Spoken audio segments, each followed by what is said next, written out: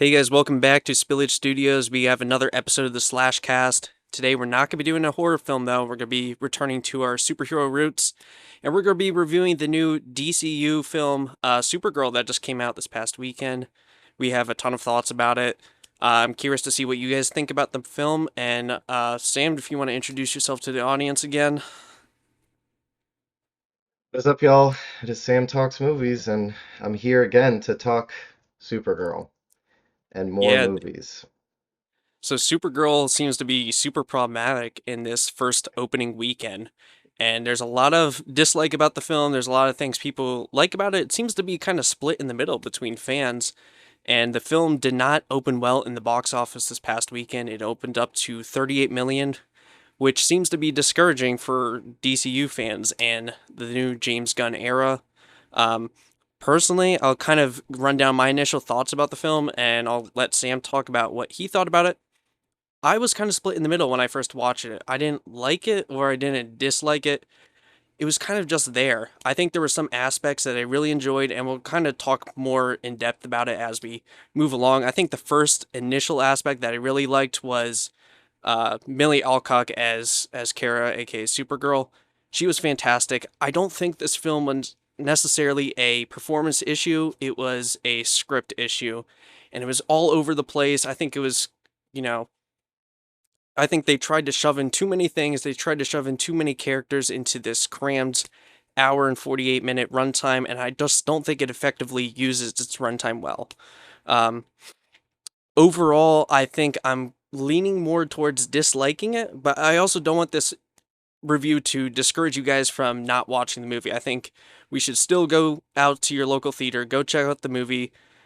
If we want to keep this DCU running, if we want to keep theaters running, we need to go check out these movies, whether you dislike it or like it. And also, we're just two guys reviewing the movie, so take our review with a grain of salt. Yeah, it's it's unfortunate. I was pretty disappointed with Supergirl overall, and that wasn't my initial reaction when I went to go see it. And I did go to see it at a fan screening event, and so I was thinking I was going to be with people who were going to be walking out of the theater kind of buzzing and excited to see it. And I don't know, there weren't a lot of laughs in the movie. There weren't a lot of cheers in the bigger moments with Supergirl and Kara. It was a really strange experience. I think everyone kind of felt deflated coming out of it, which is not the type of reaction you want coming out of your fan screening for a major DC property and the second big film in this universe, which kind of sucks. But yeah, I fell into the same boat. I walked out liking some aspects of it. I think Millie Alcock is the prime standout in the movie. I also think that Eve Ridley is really good. I saw a lot of reviews and reactions to people finding her like annoying or not them doing enough with the character, and I think some of that is true with like the character work, but she gives a really good performance with what she's given. And I just don't think like in the same instance with Millie Alcock, I don't think they're given a lot to do in this Yeah, movie. that was kind of one of Um, my main complaints. I just feel like they didn't give, the people behind this didn't give these actresses enough material to work off of. But I think they did fine for what they have. I mean, Millie Alcock was a standout performer. Ruthie was also another standout. They didn't have much to work off. This was a very weak script. It was very weak character development. But I think even despite those aspects, they were still able to deliver a meaningful performance, which obviously means the world to some of these Supergirl fans and people that enjoyed Woman of Tomorrow. I think she kind of nailed down that charisma that was Supergirl and Woman of Tomorrow. So that's not really necessarily a critique I had for the film. I think, like I said, we're going to be rambling about this most of this review, but a lot of these weak points were obviously through the scripts, through this character development, and I just didn't feel like it was a faithful adaptation from this great material that they had to work with. This Woman of Tomorrow comic is fantastic. It's one of the best written comics that we've gotten in the last 10 years. You should you should not have to scrape off material or scrape off little aspects to deliver a movie at this level, but I just didn't feel like they hit on those levels. Yeah, and like as someone coming into the movie not having read Women of Tomorrow, and I've heard great things about it, and honestly, the movie did make me want to read the comic because I had heard all these great things going into the film. It was, and it was part of the marketing for it. Milly Alcock took a picture with the Women of Tomorrow comic. I think James Gunn and some of the other writers and producers talked at length of like pulling pretty extensively from the comic, and so I was really excited. I had heard that it is features some of the most colorful panels of any comic that people have seen and read. That the story is like very emotionally resonant, and it's like one of their favorite, not like just superhero graphic novels, but just one of their favorite graphic novels, like period. And so I'm going into this thinking, okay, we're gonna get, bright colors. This is James Gunn's DC.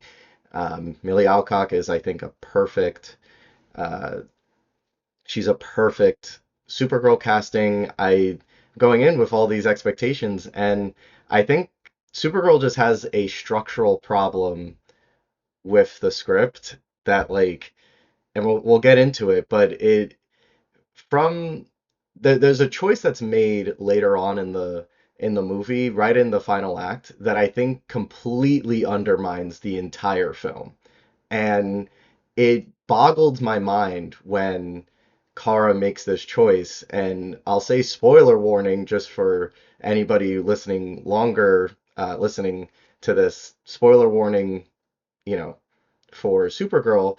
But the whole film, and from what I understand of Women in Tomorrow, is predicated on this idea that Kara is joining Ruthie on this adventure to go after Krem because Krem murdered Ruthie's family, and Kara makes it's in every scene that they're in together. You don't want to kill him. You don't want to go on this journey of revenge. You don't want to succumb to this anger because it's not going to help you. It's not going to fix you.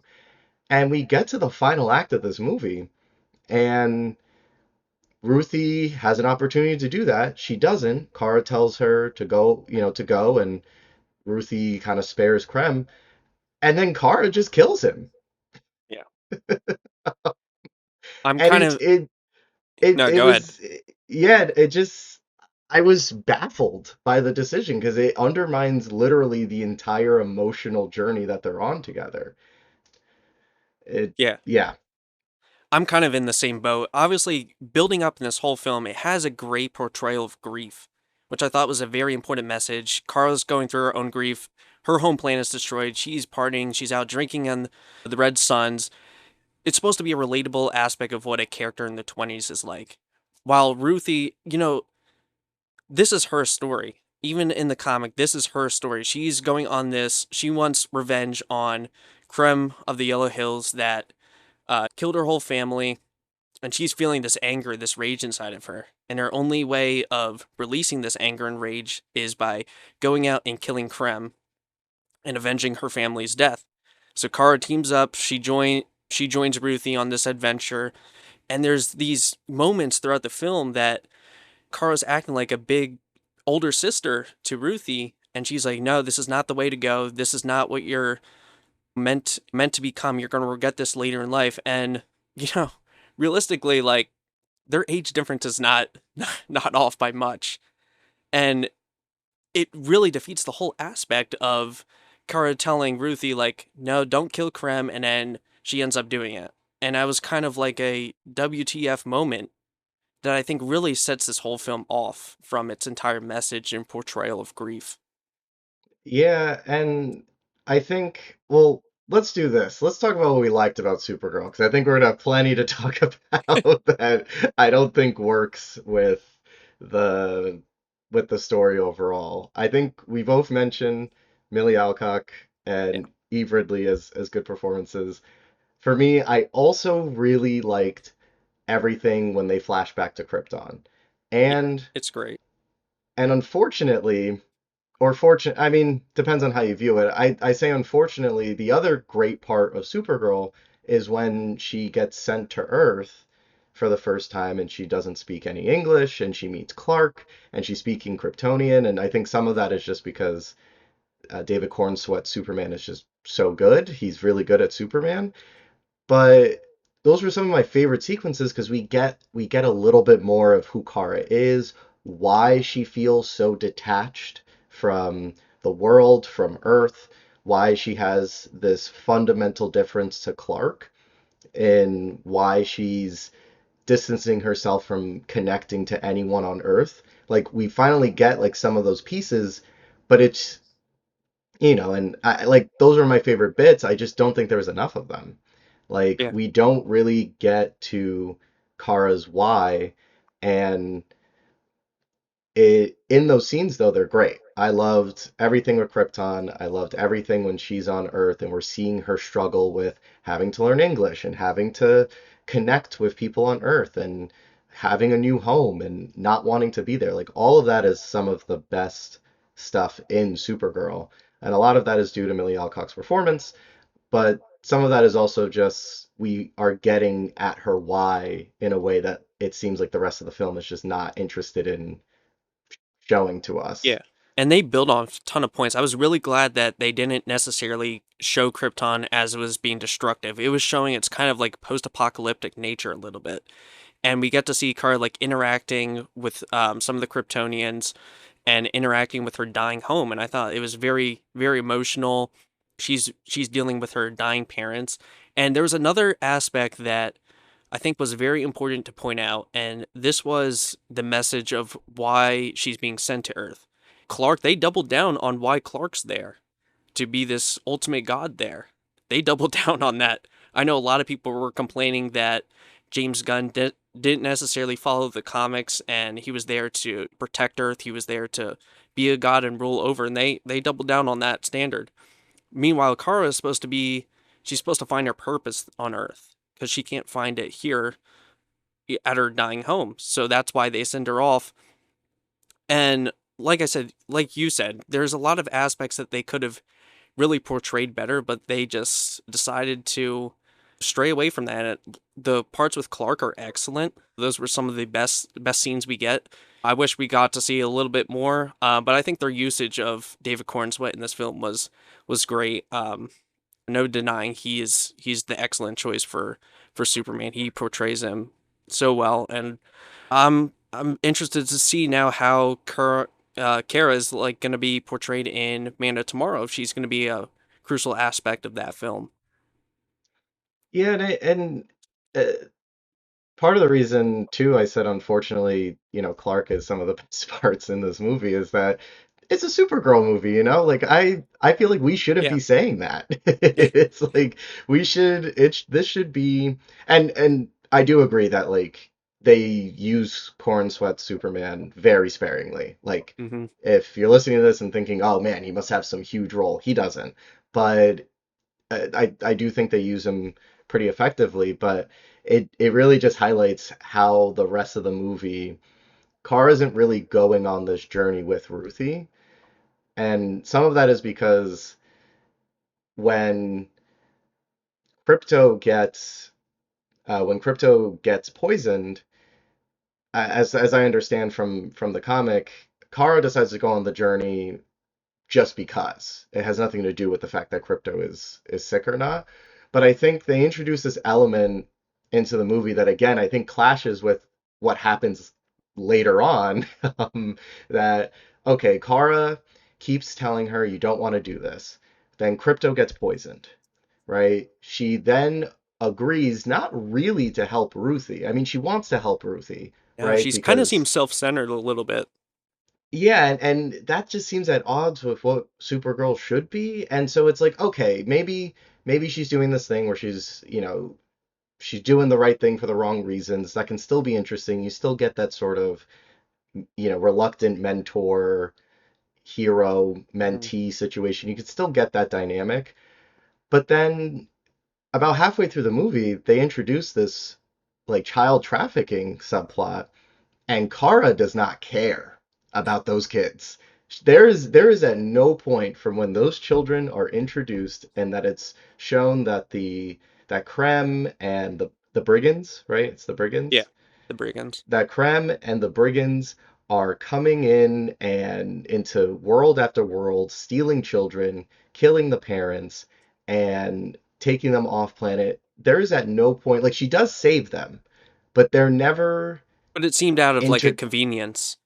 You know what I yeah, it was mean? like oh, the girls are there, I should save them. Not, oh, like let me reckon with what I'm seeing here, how awful it is.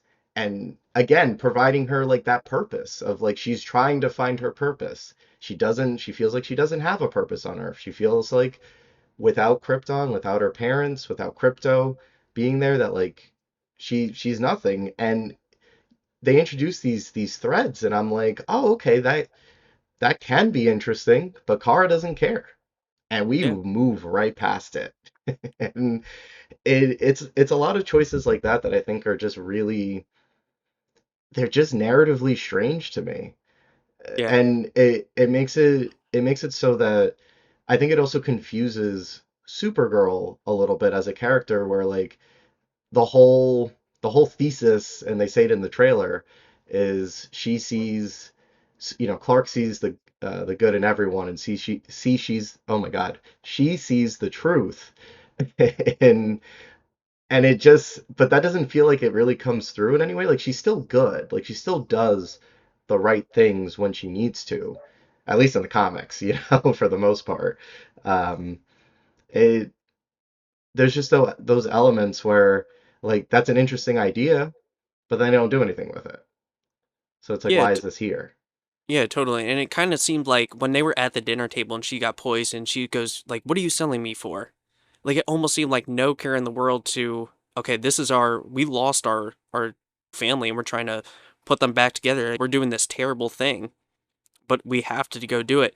And Supergirl kind of limits herself to what her purpose is. And you could look back and say, oh, what would Clark do in a situation like this? If you look back at Superman, like he's saving squirrels, he's saving everything, he's making sure everything's not massive destruction.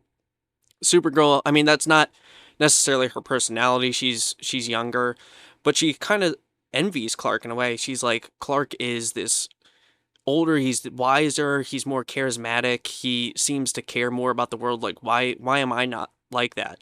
And I don't think they execute well on necessarily emphasizing the need for Kara to build in moments like that. Like that's an excellent character choice uh motivation that they can really build off if she wants to go save these people. Even Clark in I'm continuously comparing Superman and Supergirl, they're vastly different, but I think Superman, what it excels in is showing the character development of Clark and how he cares about not just himself but other people. Even despite he's struggling with his own internal struggles, he's still emphasizing the need to help others. And I think that it doesn't come down to Milly Alcock's performance; it just comes down to poor screenwriting. And I think there was little aspects like that they could really help build this narrative of what her purpose is, how her character can improve.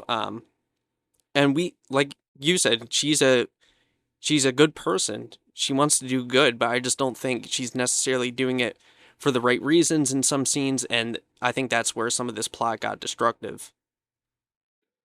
Yeah, and I'm not gonna lie, I've been reading a couple of reviews, I've been watching a couple folks talk about the movie, and something that keeps coming through that like I can't help but also agree with it and think it is, I am so surprised that James Gunn allowed the movie to be released in its current state, because some of the CG, especially in the final act, is rough.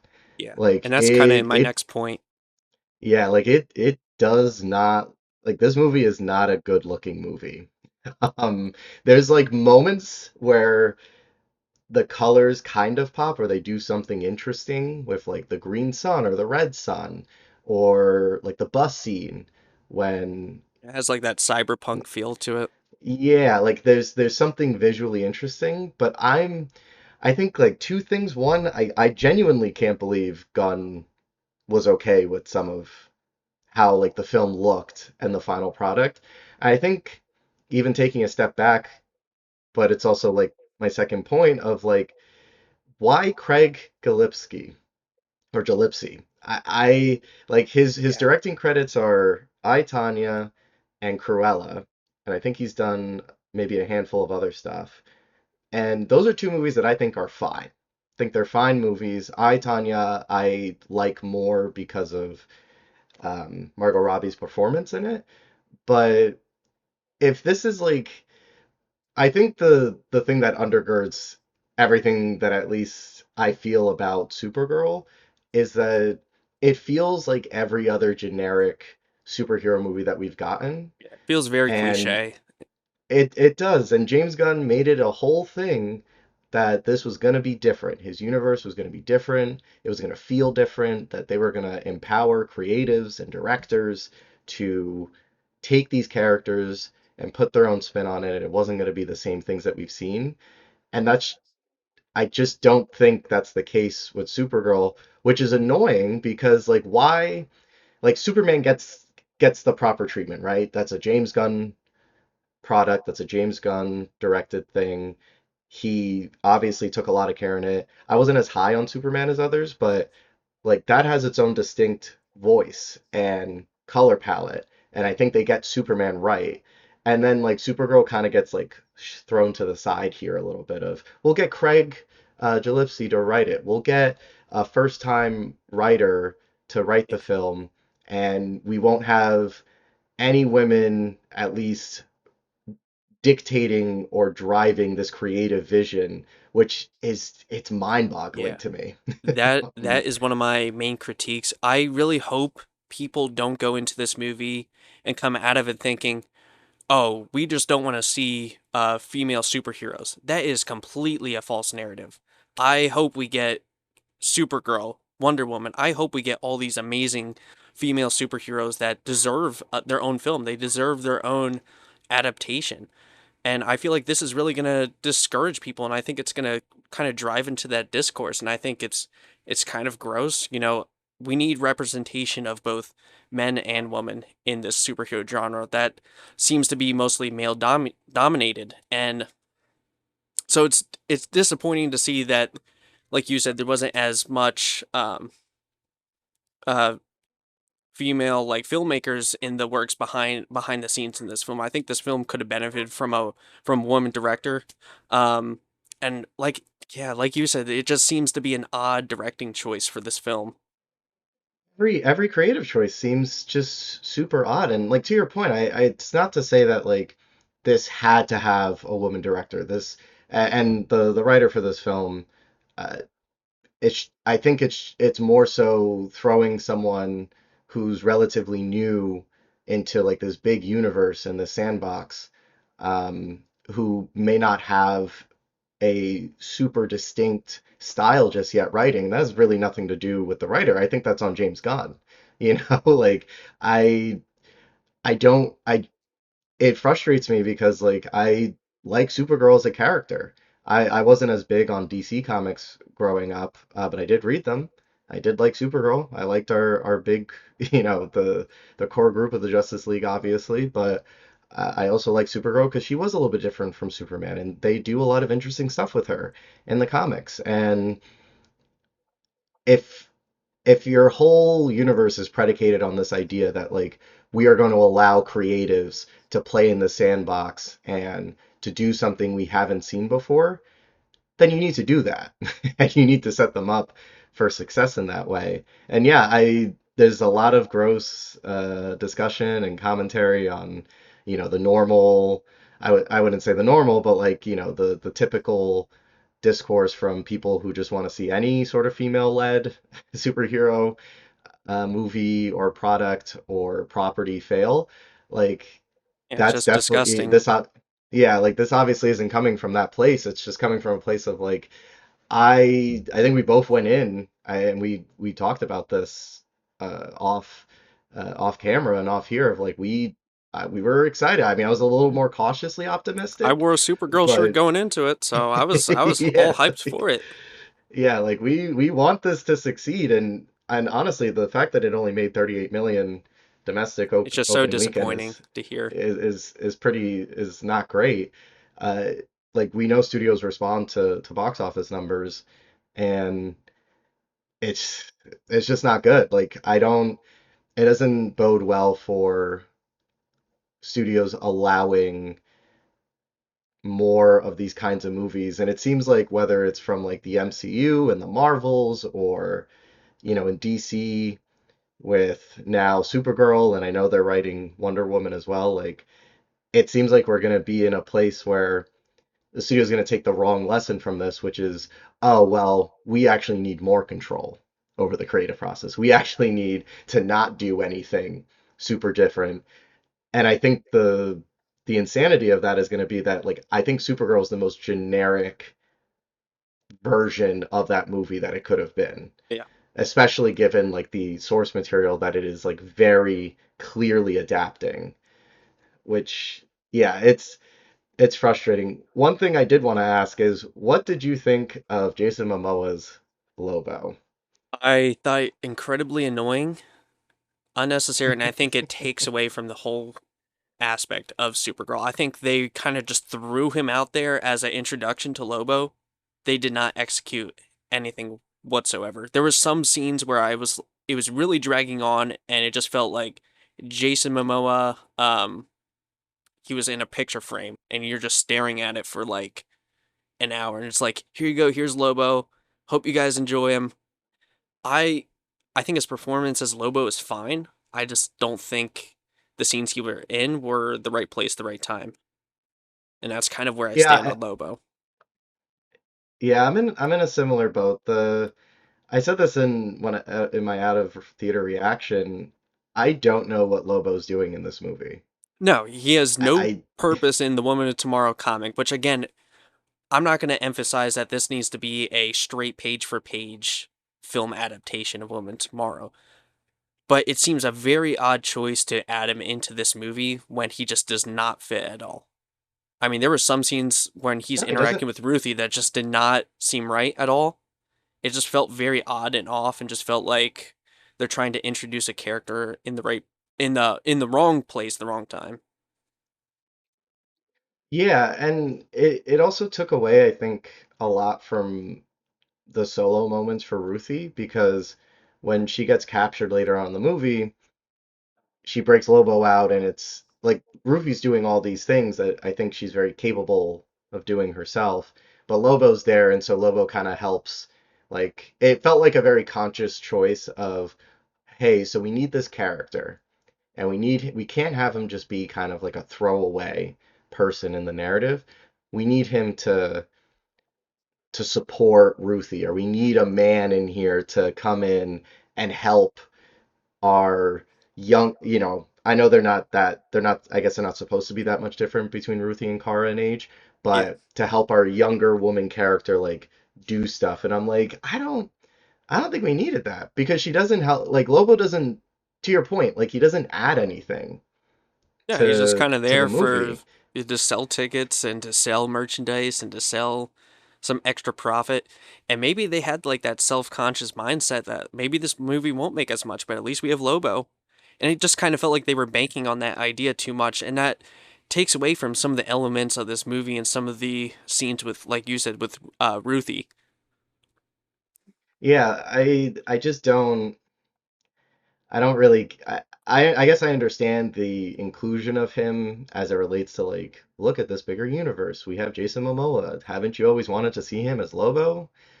And it's like I guess I mean I haven't personally, but is this the movie to do it? Is Yeah, and this you could. There's the ways to do it too. You could add him in like a fight scene when like Kara yeah. gets poisoned and just have that be it. But they introduced this whole scene that was kind of annoying. It's the one scene where they're at the bar and you're introduced to Yeah. Lobo for the first time. I'm just like, really? Like, are we really gonna do this throughout the whole film? And they do that, and I was kind of disappointed by that. He just showed up at random points. I'm just like, okay, what are we doing now? Well, in the bar scene too, it like again, we're finally having some moment with Kara and Ruthie, and then Lobo shows up and it kind of the tone kind of shifts to this more like comedic thing, and it's like right after we find out that the brigands are trafficking children, and they're sort of enslaving planets and killing a lot of people. And then it's like, oh, Lobo's here. Don't you love Jason Momoa's acting? Aquaman. Don't you? Yeah, like, do you remember him? Yeah, well, now he's back as this, demon god thing. And yeah, it's a strange, Very odd. it's just a strange addition, and it completely, whatever momentum was there with Kara and Ruthie's journey together just gets constantly interrupted with, oh, here's Lobo doing something funny, here's him cracking a joke, here's him doing this, and I'm like, this feels very at odds with the core story. And Yeah. I think there's a way to incorporate comedy or levity into a narrative without completely derailing the story. And Jason Momoa is already like a recognizable face, like he's already a recognizable character. I just don't think that's the character to do it in this story, and I don't really understand the thought process outside of the fact that they felt like it was maybe a studio note, like, hey, can we add this guy in somewhere? Yeah, and that's my issue too with big studio control. I think Clayface is a little bit different, and the budget of Clayface is only 38 million. So that movie necessarily doesn't have to make as much to make up for its revenue. When you have a film like this that's a big budget action flick that's titled Supergirl, and you have these long, dragged out scenes with Jason Momoa as Lobo, it's like an anchor. It's like an anchor weighing down the momentum of the whole Yeah, film, and it really starts to ramping up during that bar scene, and the fight scene is cool. It's a cool yeah, fight scene with Lobo, Supergirl. That's her first time we really see her in action, kicking ass. And there's another scene at the end that just bothered me. It's that whole entire fight sequence. He just kind comes out of nowhere and just takes over the entire scene. And I'm just yeah. like, this should be Supergirl's moment. And it just seemed like they switched momentum to having it be Lobo's moment. And that bothered me a lot throughout this entire film. I have no issue with introducing characters. It just has to be the right place, the right time, and the right character involvement. And his character just felt so off at points, and I was just not a big fan of that choice. And it just felt like DC had some control over that narrative. Um, and I do wish James Gunn was a little bit more vocal about this film. He was very vocal during Superman, and during that press, he just kind of seemed to be in a blank space almost throughout this entire press, throughout this entire um, tour of this movie. And I don't know. I just feel like if you want to succeed in this DCU and really build off of original storytelling, he needs to have some involvement in these creative decisions, because this did not feel like James Gunn had. Obviously, you can have that narrative that this movie felt like a Guardians of the Galaxy, sure, but I think if James Gunn had some involvement in this press, into this behind the scenes, I think we would have gotten some different choices of the inclusion of Lobo and some of these other characters. I've seen a lot of people say this is like a discount Guardians of the Galaxy, and a part of me is like, I mean, I almost wish in some way it was. At least it'd have some Yeah, color to I th- it. At least it'd have some a little bit more character than this does, I'm because kind of the same way. I I, don't feel like this was I, a Guardians of the yeah, Galaxy. the only Guardians E kind of moment is the bus scene. That's like the closest I Yeah. ever felt to it getting to Guardians, and like the rest of it is just a big space adventure. Like Hmm. the way the Supergirl is shot, the way it looks, like it's this gray brown CG environments. Like even when they're going planet to planet, like everything looks the same. Yeah. And like I think I mentioned this at the top, like the final the final sequence, the final fight sequence, I genuinely can't believe some like again, I'm putting a lot on James Gunn. I mean, maybe some of this was out of his control. Maybe that's giving him too much credit. But I just can't believe they released it in its current state because forget the needle drop because that's its own thing. That's That's one of my taken on other its own critiques. I life. think this soundtrack's atrocious. Yeah, I don't think there's a This memorable song in score there. and soundtrack is horrendous. Well, I like Supergirl's Theme, what is it called? Motif? Yeah, theme. yeah, Like I like Supergirl's theme, but they use it so sparingly. And I think the worst part of that final battle sequence, if I'm yeah, remembering it was bad. correctly, it's like they're using the her theme when she's kicking ass and she's flying around and she's blowing stuff up, and then it swells to the needle drop, and the needle drop is so distracting. It's so bad in a way that like it took me out of the scene completely. And Yeah, I was like, oh, I mean, I don't love how this looks, but I liked the moment. I like the everything from Ruthie's perspective, and we're kind of going in slow-mo around. But the song is so, it's like, why are we yeah. doing a cover of the It's middle? yeah, it's Like, like going on a roller coaster and the roller coaster just breaks down right before you're about to go down. That's the best way to describe the scene because the action scenes are pretty well choreographed. I see this narrative that Ruthie is the song choices from her perspective. Even then, it just seems like such an odd, even if you're going off of that those points, it just seems so odd to include that as the song choice for that needle drop. yeah, I think, and admittedly say I have the same exact thought as Joe from like the House of Cinema podcast. I've seen that. I no. Like I'm sorry. They've done press now. Craig Gillespie has come out and said they had like 45 different songs that they went through that James Gunn picked this one, which also is funny because he's definitely just throwing him under the bus. But like that's clearly not what happened Yeah, here. because It's just the so needle drops in Peacemaker I think are awesome. yeah, Peacemaker and has some amazing needle drops with these punk rock tunes that you feel the emotion in every single scene, and he utilizes them so well. So it kind of seems like he's just throwing him under the bus, like, yeah, James Gunn just picked this. It was his choice. None of us had any involvement in it. So don't it's like blame us that for this. Blame James. it's like It's like, yep, our hands are clean. We didn't have anything to do with that. I'm like, I mean, okay. I mean, whoever chose it, I kind of beyond the point. Yeah, you're also It's the not director of good. this. You Yeah. should be directing the movie. You should be behind the scenes in the involvement in this, and it just throwing James Gunn under the bus like that.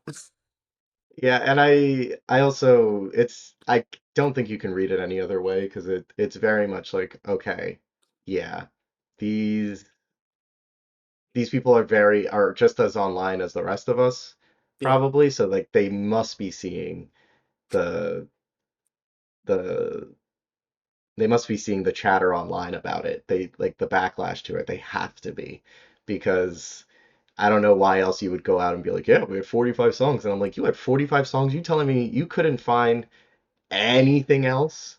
There's so many other songs that people have made edits to already online even the that fit original. better. Yeah, even Even the original version sounds better. No shade to the yeah, artist either. I'm sure she's incredible, incredibly talented, but yeah, right yeah. It place, has right nothing to time. do. Yeah, like it has nothing to do with her. It's really like you said, it's not the just don't think it's the right place for that kind of needle drop. I guess leads me to the next thing or the next question that I have in my head. I feel like this movie was kind of destined to bomb. I like the reason I said before that I was always cautiously optimistic, but like heavy on the cautious, is because from the moment it gets announced, they say they're going to be adapting Woman of Tomorrow. I've only like heard about that comic, but I've only heard great things.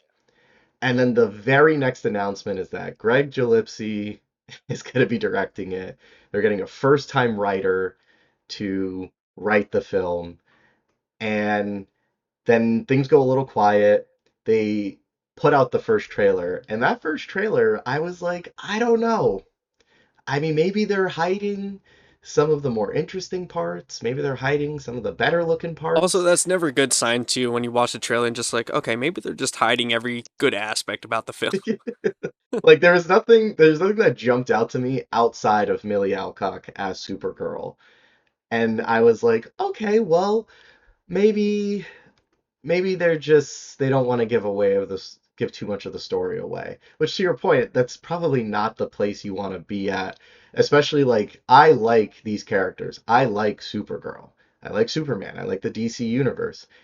I think about this from a general audience perspective. Like if you're watching that, you have no idea what this is, or you know that Supergirl is maybe like Superman or whatever. I think you watch that trailer and Superman just came out 2 years ago or last year, and you're thinking, well, that looks all right. I don't know if you're getting super excited about that. Like, I feel like, and then the projections were always like, it's going to be between 40 and 50. It's going to be between 60 and 70. And then the first reviews dropped and they were like, actually, we're trending more towards 40. Just feel like it was always destined, like everything was predicated on people liking this movie, on it being good, Yeah. and then it isn't. Yeah. So the And word that of kind of mouth goes is done. absolutely. And that kind of goes back off what I was saying earlier that they spent a lot of money on this film too. They spent Yeah. maybe I want to say 100, 200 million on marketing alone. But where was the marketing? Like I get that they had merchandise, they had advertisements everywhere. They did their typical like meal collabs and stuff, but I didn't feel like there was that much marketing for this film, especially compared to Superman. And it seemed doomed to start like to fail from the start. They didn't seem to necessarily like put as much care into this film. Although I do have one positive before we kind of dive into some into some more negatives. An appreciation I have that they utilized the budget well is the practical suits for the alien creatures. I thought they looked amazing, and it looks like they spent a lot of time and money um, Yeah. designing those creatures. I thought that was really cool. It really built up the like that cyberpunk aspect I was talking about earlier, and it kind of felt like almost Star Wars ish a little bit.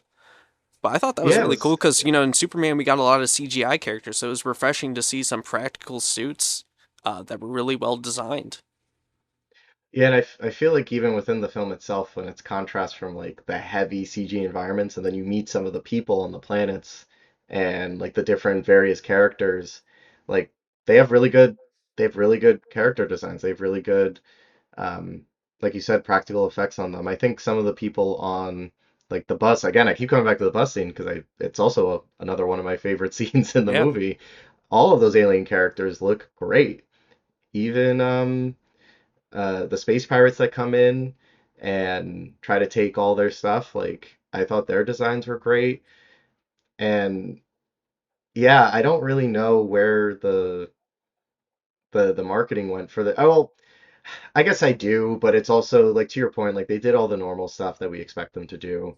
Collabs, they go out to different places and Millie Alcock's hanging off a building or something because that's a thing people need to do now to She went on market their Jimmy. movies. She went on like talk shows and all that stuff. But I don't think they knew how to market the movie and it goes I think it goes to the fundamental problem of the movie. And we've already talked about it at length, so we don't have to rehash it, but this whole journey is about introducing Supergirl to a new generation, to a new audience who maybe hasn't seen her on the big screen before. And she's supposed to be this different version of Clark. And the whole film is kind of building to this moment of she is going to be not harsh, but she's just going to be different, but still good. And then she kills the main villain. In a moment that you think she's gonna like spare him too. Yeah, like that she's gonna maybe reckon with like the anger that she is still dealing with the destruction of her home planet and not feeling accepted at home. But then she's like, for my dog and for this and for this, and it's like that just kind of undermines. So why is it okay Yeah. for you but not Ruthie, And why do you right? do that as the final moment too? But I mean, Yeah, like, like why is that the creative decision to have that be Supergirl's big moment? The most destructive, like, scene you could probably think of is what she does, and that's your big moment for Supergirl. yeah, it's there's a lot of strange decisions made creatively, and I think like with all of that, I am excited to see Milly Alcock as Supergirl. I think she's going to be in Man of Tomorrow. Yeah. Hopefully, these continue to do somewhat well so that we can see her iteration come to fruition a little bit more. Maybe she gets another movie. Maybe she gets an opportunity to be directed or written a little bit differently next time around. Like there's there's opportunity there, and I want to see the character succeed. I want to see, this universe do well, but gosh, this movie, It's a rough it just start. brought up, yeah, it just brought up all the same feelings that I've had towards superhero movies from the MCU and from Marvel post Endgame. Like, it's just like I'm tired of seeing the same stuff. Yeah. And And for for whatever reason, like the woman characters just kind of get it's like they don't know what to do with them. yeah, absolutely. Like, And I don't want this to also discourage people from the DCU. Like, that's not, we shouldn't be walking out of Supergirl and thinking, okay, we need no more superhero movies. We need no more woman it's like I want better superheroes. ones. We just need better ones. We need more. We just need, meaningful adaptations. And this shouldn't discourage people away from it. It should just encourage people to do better for each film coming out. And we have Clayface coming out that has a micro budget of 38 million. So it doesn't need to make $1 billion in the box office to be successful. And I like And that James Gunn is doing different aspects, but that feels original. Supergirl should feel like the originality that Clayface is presenting itself with. And it just feels like the most cliche superhero movie that's just fine walking out of. well, and it also feels like again that they brought out the heavy hitters, like they brought in good talent, like established talent, I should say, because I don't want to write off the writer for this. It's her first feature film. Which is a There's crazy some good, first film. which is yeah, it's a crazy first feature film, and there's a lot of good in this. There's a lot of things that can be improved on, but like it lends credence to the idea that like they didn't know what to do with the character, and they kind of set up this creative team and this movie to fail when like you look at Clayface coming out later this year, that is written by Mike Flanagan and You I have think Matt his Reeves attached to co-writer it. with Matt Reeves attached to it, James Watkins, who has directed a couple of really I good think horror movies. James Wan, I think, is also attached to it. Could be completely false with that, but Yeah, I think I heard like something he's there's attached to it. heavy yeah, there's heavy hitters on that, and it's like that is set up to be successful. And then it's a horror film, right? I don't want to make the comparison, right? Like Yeah. horror films just tend to cost less.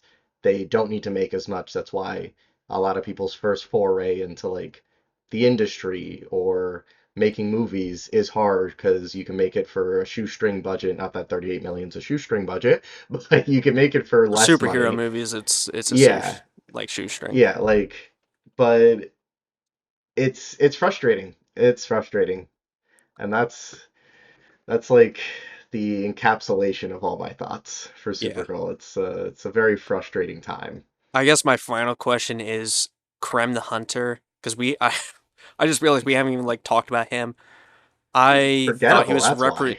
he was represented so poorly in the comic. He's just a regular guy that's just so unmerciful, killing people for sport almost, and that's what makes him a terrifying character. And he's continuously throughout the comic like getting in these fight situations with Supergirl and Ruthie, and he's getting out of them by the grit of his teeth.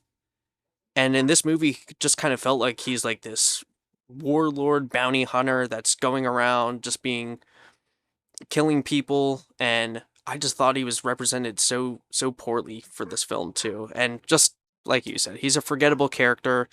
You don't really care about him at the end. I mean, they kill him off anyway, so it just kind of felt like a whatever. And you again had the material there to really build his character, but you don't. Yeah, and like coming from it again from not having read the comic, I was I know the character I saw the sort of side by side photos, like the character design's Terrible completely character different. design. Yeah, it Terrible. feels I can see that they were going for like a Mad Max-esque type of villain, which I guess is fine, like in terms of like design, not in terms of anything else. But um Well, he's like a and Morton Joe. yeah, like and also I guess with like the trafficking piece of it too, like there's he's just yeah, he's just forgettable. I don't know. The character design is I think fine.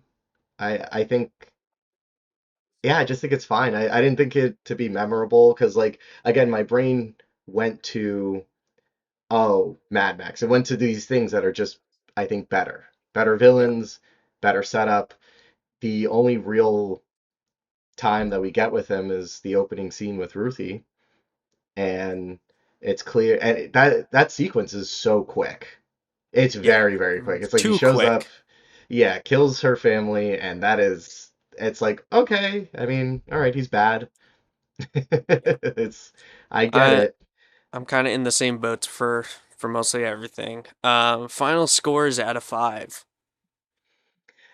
Well, I think for me, I was hovering between a 2 and a 3, but Supergirl for me is a 2 out of 5 on my letterbox, which I've updated to officially. Um, it I can't really shake how disappointing the whole film feels. So, Yeah. I'm I originally gave it 3 out of 5 right out of the theater. There was a lot of things I enjoyed. It was a fun time. After thinking about the movie, I leaned directly towards 2.5 out of 5. And that's kind of where I'm sitting at, and I don't think it's gonna change from there. and maybe this is the other thing. I don't really want to rewatch it. Yeah, Um, it doesn't have the it's rewatchable factor either. Unlike no, Superman, it, like it Superman I've seen like 5 times. I love it every single time I watch it.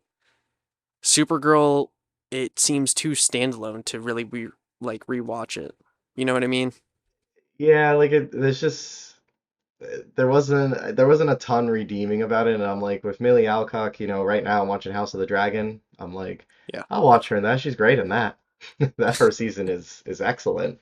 But I do think it's yeah, I think that's where my thoughts begin and end with Supergirl. It's just a real disappointing time at the movies. So, and Yeah. probably why it's not doing well at the box office either. I saw it got a Yeah. B minus cinema score, I think, and that just I means that yeah. people aren't going to go back and watch it. And it almost feels like it's gonna be very forgetful. Like I feel like next week just no one's gonna be talking about it. Like it's just gonna come and go. And next week no one's really gonna be talking about this movie, which it's Well, disappointing to hear because because we everyone's see going to be talking about minions and monsters. That's why. yes, I'm gonna be there opening night for that. But yeah, it just seemed it's a very forgetful film. It's not as memorable. It's gonna kind of come and go. It's gonna pass by. Not as much people are gonna be talking about it in the next upcoming weeks. And my feelings towards this movie are just disappointing. I wanted to really love this movie. I wanted to love the direction that the DCU was going, and I just felt disappointed in every aspect. And I hope Millie is still treated well. She deserves all the flowers she can get. I hope Lobo is used more correctly next time he's in a film. But yeah, it's just a disappointing experience. I wanted to love this movie, and I hate to say that I just didn't love it. Yeah, but you know, we got Clayface, we got Lanterns coming out later this We got year. Mana tomorrow, I next, not tomorrow, next year. Well, I mean, I think that was also something I read that they didn't call this Woman of Tomorrow because Superman's movie. is called Man of Uh, Tomorrow, so they didn't want two tomorrows for whatever reason. Um, it's like, all right, just another another day where Supergirl kind of is on the back burner a little bit. but I also hope you guys still check out the movie. Let us know if you like it or dislike it. You guys might end up watching this and end up loving it more than us, and that's completely okay. Film is subjective. You guys are allowed to love a movie. Like I said, we're just two guys. We're sharing our thoughts about the movie, but that's not to take away from your experience. And I encourage people to still go check out the movie, regardless of its critiques that we said, regardless of what it's making the box office. Go check it out because it might be a movie that you end up loving and hold dear to your heart. And I think that's the beauty of cinema is that art is subjective to what we love, and I think that's why I love cinema as an art is because everyone's gonna have a different takeaway from every movie we watch, and that's just the beauty of it. Yeah, y'all, movies are for everyone, but not every movie is for everyone. And That is unfortunately, correct. Supergirl was not for us. So, but that Well, doesn't mean it won't be for you. So go watch it if you were thinking about watching it. There's a ton of absolutely. stuff out, and it's probably going to lose a bunch of screens after this week. So you should definitely check it out. Well, thank you guys for tuning in to our superhero review. We hope you guys enjoyed it. Stay tuned for some more horror content. Evil Dead Burn should be coming out in the next couple weeks, and obviously the big cinematic summer event is the Odyssey, which comes out in about 3 or 4 weeks. So we should be doing an in-depth review on that. But otherwise, I hope you guys have a good rest of your night whenever you guys are watching this, and stay tuned for some upcoming videos. Bye, y'all.